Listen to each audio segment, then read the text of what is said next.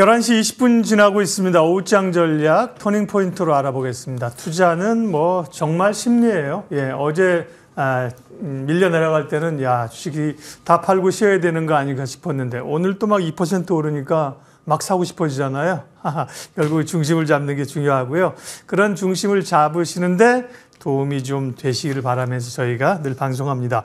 오늘 터닝포인트 두 분 함께합니다. 헤르메스 스탁 하창환 본부장님 모셨고요. 주식명가 MTNW 허반석 어드바이저 함께하겠습니다. 어서 오십시오. 안녕하세요. 자, 하나씩 주제 보면서 터닝포인트 전략 세우겠습니다. 오후장 터닝포인트 첫 번째는요. 네. 정부 개입에 안정 되찾은 환율, 주가가 반등을 얼마나 더 할 수 있을까? 그렇죠. 뭐 미국의 금리나 기대감이나 지정학적 우려나 채권 금리 상승 등등등 악재가 많지만 단기적으로 우리는 환율의 상승 1,400원 터치했던 게 부담인데 정부가 구두 개입이죠. 개입이라는 게 지금 이렇게 개입 대놓고는 못하는 거고요. 구두 개입으로 너무 강합니다. 이렇게 하면서 조금 안정을 찾고 있습니다. 그런 주식도 좀 올라오고 있고요. 그런 점에서 하창환 본부장님, 변동성은 있는 구간인데 조금 바닥을 좀 잡아가고 있다고 해야 되나요? 네, 일단 그렇게 생각을 하고 있습니다. 네. 사실 저는 추가적으로 선물의 매도가 한 2조 정도는 열어놓고 봐야 된다고 생각을 했는데 외국인이요? 네, 외국인 선물. 네, 좀 최근에 굉장히 좀 많은 매도가 있었는데 지금 오늘자에서 8,900억 정도 지금 다시 매수로 돌아서고 있는 상황입니다. 아직까지는 뭐 현물의 흐름들이 따라오고 있지는 않은데 선물 계약에 좀 턴이 나오면서 이제 비차익 순매수 흐름들이 굉장히 강해지고 있는 상황이거든요. 그래서 통상적으로 이제 작년 11월 이후부터는 외국인 선물과 비차익 순매수가 굉장히 강할 때 지수의 강한 그 변동성을 좀 잡아주는 그런 흐름들이 있었고요. 또 이쪽에서 연속성이 나오기 시작을 했을 때 변곡점으로서 지수에 좀 상방이 잡혔었던 전례들이 최근에 좀 있습니다. 한 두세 번 정도 변곡군 찍을 때마다 그런 움직임이 나왔기 때문에 물론 이제 다음 거래일에 선물의 조정이 나온다면 또 모르겠지만 좀 누적적으로 매도를 강하게 하다가 큰 폭의 돌아섬이 나타나고 있기 때문에 어느 정도 바닥은 잡아가고 있다는 관점으로 보시는 게 맞지 않을까라고 생각을 하고 있고요. 환율 같은 경우는 지금 1374원 10전 수준으로 좀 움직임이 나타나고 있는데 아무래도 이제 정부에서의 구두 개입에 대한 부분들과 이제 이창용 총재죠.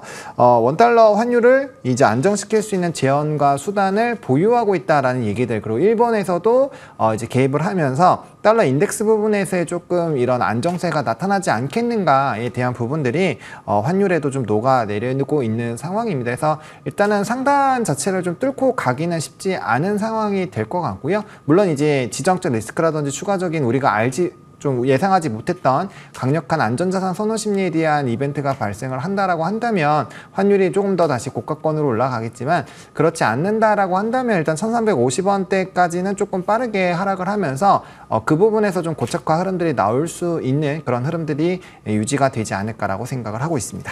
허반석 위원님께도 이어서 여쭤볼게요. 그래서 환율 불안도 사실은 외국인들의 매도를 자극하지 않을까, 이게 이제 걱정인 거잖아요. 그래서 뭐 일부에서는 또 뭐 엑소더스 이런 단어까지 쓰던데 오늘 나오는 흐름들 체크 좀 해주십시오.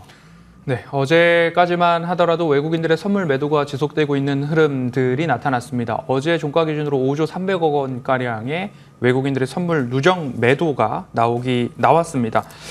그러면서 원달러 환율 같은 경우에는 앞서 말씀하신 대로 구두 개입, 그리고 한국은행 총재와 IMF 총재의 대담 속에서 원달러 환율을 안정시킬 만한 재원과 수단을 보유하고 있다라는 이창용 총재의 발언 등이 있었습니다. 그리고 한미일 공동대응에 대한 공동선언문까지도 나타나면서 원달러 환율이 1,400원을 찍은 이후로부터 1,380원 하회하는 흐름들까지 지금 지속적으로 나타나고 있기 때문에 환율의 진정이 앞서서 나타났습니다. 거기다가 더해서 외국인들의 누적 선물 매수가 과매수권입니다라는 이야기를 거의 3주 내내 드려왔는데요.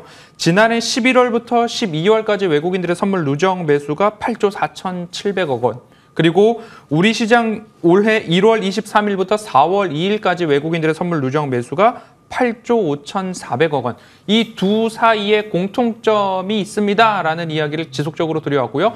외국인들의 선물 과매수권에서 우리가 조심해야 하는데 1월 달 외인 선물 과매수권에다가 플러스 나타났던 현상 중에 하나는 금리 인하 기대감이 후퇴했다라는 거죠. 그리고 지금 4월 달에도 마찬가지로 외국인들의 선물 과매수권에서 하필이면 금리 인하 기대감이 연내 3회에서 2회 또는 1회로 금리 인하 개시 시점이 6월 달에서 9월 달로 후퇴해 나가고 있는 상황이고 전일 뱅크 오브 아메리카에서는 이런 이야기를 했습니다. 25년 3월까지 금리 인하가 어려울 수도 있다. 6월 또는 9월 달 금리 인하를 하더라도 거기에 대해서 정말 어려울 수도 있다라는 이야기가 나오면서 금리 인하 기대감들이 후퇴하는 모습들이 1월과 4월 공통적으로 나오고 있으면서 우리 시장과 글로벌 증시의 기간 조정이 아닌 가격 조정의 형태로 내려왔다라는 거죠. 동일한 현상이 나타났고 동일한 여건이 나타났기 때문에 조정에 대해서 미리 경고를 좀 말씀을 드렸고요. 미니멈으로 5조, 최대 8조 원까지 외국인들의 누적 매도가 나올 때는 이어질 수 있습니다. 어제 딱 5조 원을 찍고 오늘 시장에서 봤을 때 8천억 원 이상의 선물 매수가 지금 들어오는 것으로 보여지고요. 어제는 장중 ASML의 실적 발표에 대한 영향이 우리 증시에 조금 선 반영된 모습도 있고 옵션 만기일이기 때문에 외국인들의 수급 전환이 조금 더 발빠르게 나타나고 있는 모습입니다. 금리, 유가, 환율 여기에 대해서 매물 소화가 일정 부분 선물에서는 80% 이상 출회된 상황에서 금리, 유가, 환율이 조금 진정세를 보이자 빠르게 시장이 코스피 121선 목전에서 돌아서고 있더라. 그러면 이쯤 됐으면 그리고 오늘 시장에서 외국인들이 8천억 원가량의 강 선물 매수를 보이고 있다라고 한다면 바닥 확인에 있어서도 80% 이상의 진전이 나타나지 않았나 저는 이렇게 좀 평가를 하고 있습니다. 네, 변동성 있는 시장 흐름 체크하고 전략 세웠습니다. 터닝포인트 두 번째 섹터 이야기로 넘어가겠습니다.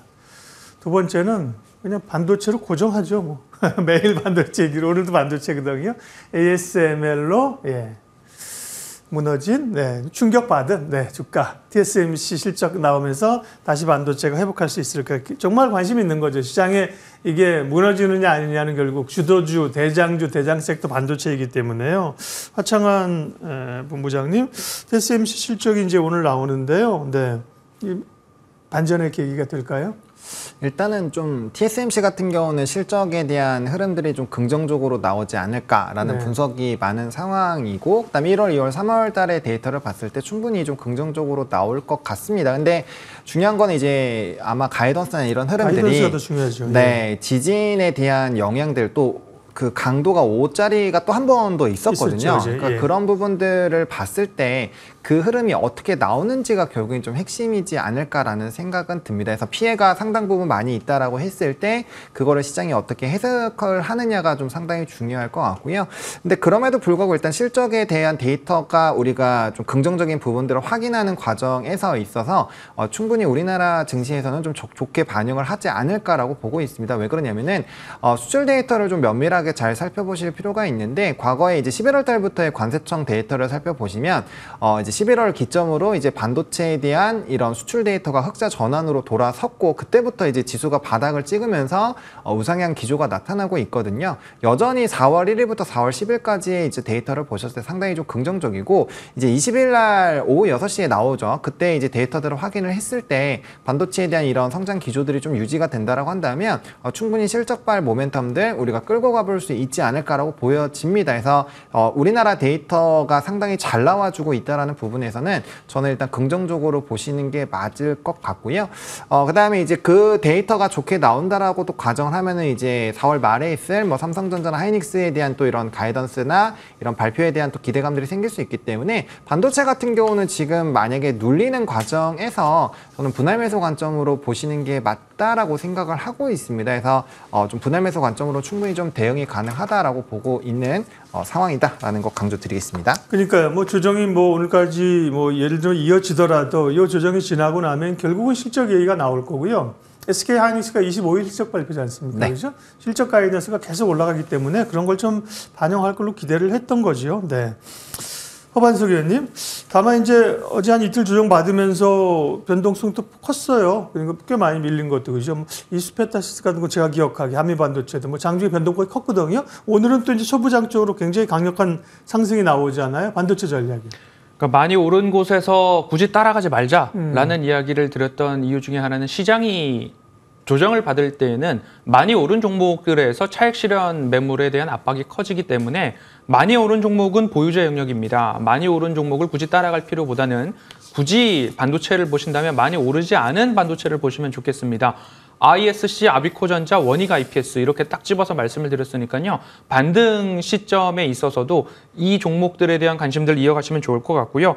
ASML이 어제 우리 시장 장중에 실적 발표 영향이 우리 시장에 조금 선반영된 모습들이 있을 것입니다. 그리고 오늘 오후 3시경에는 TSMC의 실적 발표가 나오기 때문에 TSMC 실적에 대해서는 다들 좋지 않을까라는 전망이 우세합니다. 24년보다 25년이 더 좋을 것 같다라는 ASML 대신 TSMC 같은 경우에는 COWS, Chips on Wafer on Straight 해서 패키징 수요의 증가가 불보듯 뻔하다라는 전망이 우세한 상황입니다. 24년도 올해 연말까지 월별 캐파가 4만 개 수준이고 이를 전년과 비교했을 때 약 150%의 수요 증가가 전망되고 있고 이러한 수요 증가의 절반가량은 엔비디아향 매출일 것이다라는 전망이기 때문에 앞서 말씀하신 대로 지진에 대한 여파가 일정 부분 매출과 실적에 반영이 되겠지만 올 한 해를 봤을 때는 좋을 것이 불보듯 뻔하다. 그래서 컨센 유지 정도 또는 실적 발표를 열어봐야 되겠지만 컨센 상회했을 때는 이러한 분위기가 우리 시장에 지금 선 반영되고 있는 것 아닌가. 그래서 3시경에 TSMC의 컨센이 발표됐을 때 컨센을 붕합하거나 컨센을 상회했다라고 한다면 저는 직전에 80% 정도 바닥을 확인한 것 같습니다. 라는 이야기에 TSMC가 컨센을 상회할 경우에는 우리 시장도 바닥을 확인했다라고 평가할 수 있을 것 같습니다. 그래서 남은 20%의 변동성은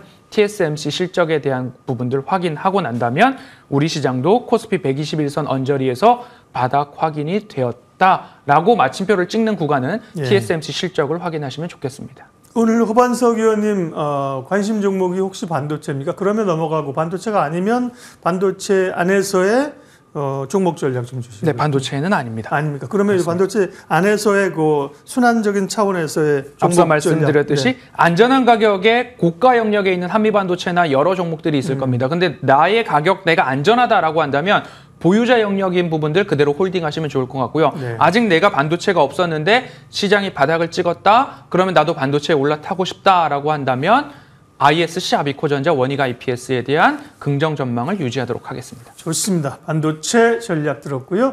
5장 터닝포인트 세 번째 내용 봅니다. 금리 우려 주가에 반영됐을까? 제약바이오군요. 예. 제약바이오는 이제 알테오제를 기준으로 하면 한 4월 1일부터 이제 주정을 받았고 비슷하잖아요. 제가 그 4월 학회 모멘텀 빠지면서 한 2주 조정을 이제 받고 올라오는 2주 3주 주정 받고 오는데요. 허반석 의원님, 제약바이오는 기회입니까? 아니면 아직은 반등으로 봐야 되나요?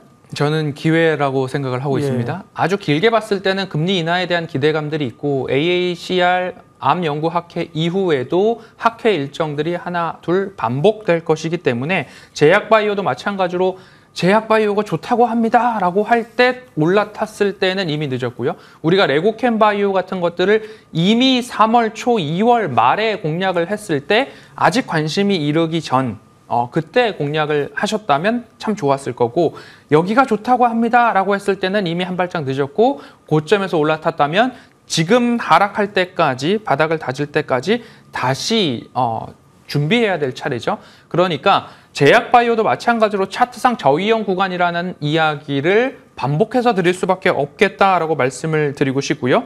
앞으로 종목 차별화 이어질 거고 종목별로 이슈와 모멘텀에 따라서 반등의 흐름들이 지금도 빠르게 나타나고 있는데요. 지금 올라간다라고 했을 때 여기서 물을 타야 되는가 아니면 여기서라도 다시 재도전을 해야 되는가에 대한 고민들이 많으실 겁니다. 제가 보고 있는 관점에서 여기서도 마찬가지로 너무 오늘 10% 이상 올라가고 있는 종목들에 대해서는 다소 경계감을 갖고 대응해 보시면 좋을 것 같고요. 추세선을 한번 그어보시고 아직 바닥 구간에서 이제 막 반등이 시작되었구나라고 한다면 반도체와 마찬가지로 제약바이오에 대한 긍정 전망을 유지할 수 있을 것 같고요. 반도체는 제가 ISC, 아비코전자, 원익 IPS에 대해서 탑픽을 딱 정했다라고 한다면 제약바이오에서도 마찬가지로 탑픽을 정해보자면요. Y바이오로직스, 레고캠바이오, ABL바이오, 삼성바이오로직스까지 탑픽에 대한 이야기를 좀 드릴 테니까요. 추세선을 한번 긋는 연습해 보시고 많이 오르지 않았다. 특히 오늘 장에 10% 이상 오르지 않았다라고 한다면 매수 대응의 공략이 가능하다라고 말씀드리겠습니다. 다시 반등하고 있는 제약바이오에 대한 허반석 위원님의 시각을 들었고요. 오후장 터닝포인트 네 번째 주제는요. 예, 철강, 알루미늄, 조선 이런 쪽이 오릅니다. 미국이 중국에 대해서 이 분야에 대해서 관세를 높이기로 했다는 얘기인데 아까 허반석 위원님께 제가 바이오가 이게 이 상승으로 봐야 됩니까? 반등으로 봐야 됩니까? 라고 질문했던 것처럼 똑같이 하창원 위원께도 철강이나 조선을 이거는 반등으로 봐야 됩니까? 아니면 추세적인 좀 매수의 기회로 봐야 됩니까? 이게 산업마다 조금 다른데 예.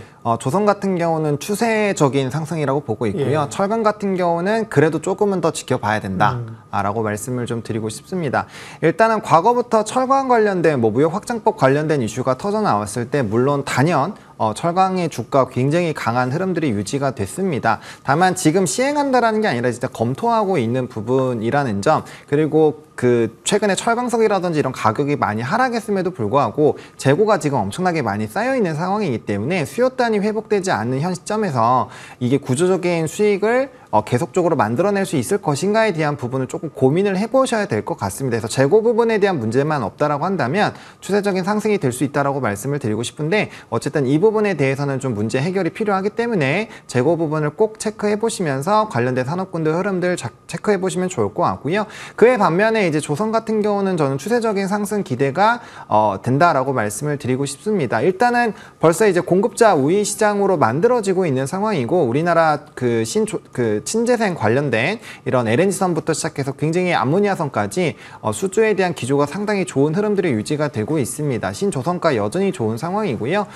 그리고 이제 모잠비크나 카타르 관련된 수주들 계속적으로 이어질 것이고, 지금 수주에 대한 이런 슬롯 얘기가 2027년, 28년까지 얘기가 나오고 있습니다. 그만큼 향후에 대한 이런 수요 공급에 대한 부분들 굉장히 강해질 수밖에 없고요. 그 트리거를 만들어내는 게 국제해사기구라고 해서 IMO라는 기관에서 탄소 배출에 대한 부분들을 계속 압박을 하고 있기 때문에 앞으로도 이런 수요단은 계속 늘어날 수밖에 없는 구조다라고 보시면 좋을 것 같습니다. 물론 일부 인력이라든지 이런 부분들에서 부담이 되고는 있지만 이런 또 반사수혜까지 좀 기대가 될 수 있다라는 점, 또 조선 쪽이 중국을 배제하면 우리나라가 굉장히 많은 또 이제 점유율이 확대가 될 것이기 때문에 그런 부분에서 봤을 때는 추세적인 상승도 충분히 기대가 될 만하다라고 정리드리겠습니다. 네. 시장에서 관심이 있는 궁금한 섹터에 대해서 두 분이 답변을 잘 해주셨고요. 터닝포인트 마지막 항목은요, 종목 이야기입니다. 오후장 공략해 볼 만한 종목인데요.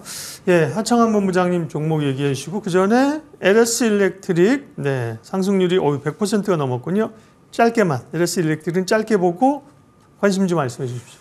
네, LS 일렉트릭, HD 현대일렉트릭, LS 이런 종목군들 좀 말씀을 계속 드려왔는데, 변압기 쪽은 그 기관에서의 단기적인 물량들이 출회가 될 수 있지만, 전 산업적으로 봤을 때 아직도 갈 길이 굉장히 멀다라고 보여지고 있습니다. 그래서 중요 이평선만 이탈하지 않는다라고 한다면, 홀딩 전략, 그리고 중간중간에 이제 주가가 많이 올랐으니까 거기에만은 비중 조절만 좀 해주시면서 끌고 가보시면 그렇게 하시면 좋을 것 같고요. 오늘 제가 말씀드릴 종목은 한화오션입니다.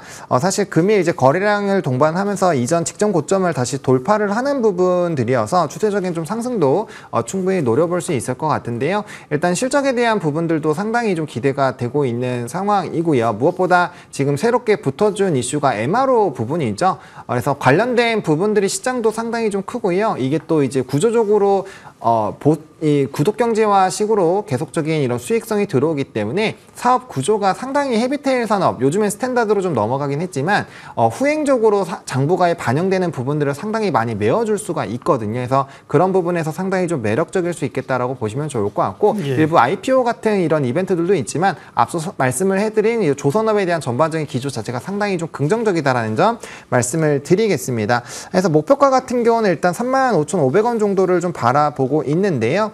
해당 부분을 1차로 좀 보고 있고요. 2차로는 4만 원까지 좀 열어놓으시면 좋을 것 같고 손절 라인만 좀 잘 지켜주시면 될 것 같습니다. 25,500원으로 말씀을 드릴 건데 이게 이제 구조적인 상승이 기대는 되지만 조선업 자체가 사이클이 기니까 만약에 눌림 현상이 나왔을 땐 비중 조절 좀 잘 해주셔야 되거든요. 그래서 이 부분 이탈했을 때 비중 조절 해주시고 다시 뚫어줄 때 다시 재매수 해주시는 그런 방향으로 비중 조절만 좀 해주신다면 충분히 좋을 것 같습니다.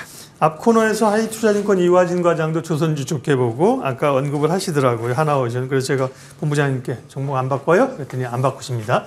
하나오션 관심주고요. 예, 허반석 의원님 롯데관광개발 지난번에 말씀하셨었죠. 잠깐 봐주시고 오늘 관심주 이어가겠습니다. 네, 롯데관광개발을 제가 입버릇처럼 말씀드리는 차트상 저위험 구간이기 때문에 말씀을 드렸고 외국인 관광객들 제주도에 입도객들이 증가하고 있더라. 코로나 팬데믹 이전 수준까지 회복을 하고 있더라라는 이야기 드렸습니다. 차트적으로 보더라도 코로나 팬데믹 시절에 추세 저점까지 내려와 있는 상황에서 이제 반등이 나오고 있는 상황이니까요. 이렇게 길게 봤을 때는 추세 저점에 대한 지지가 나타나고 있더라. 그리고 짧게 본다면 지금 바닥 구간에서의 반등이 이제 막 시작되고 있는 상황이더라. 그렇게 보시고 1차 목표가로 13,000원 먼저 말씀을 드렸으니까요.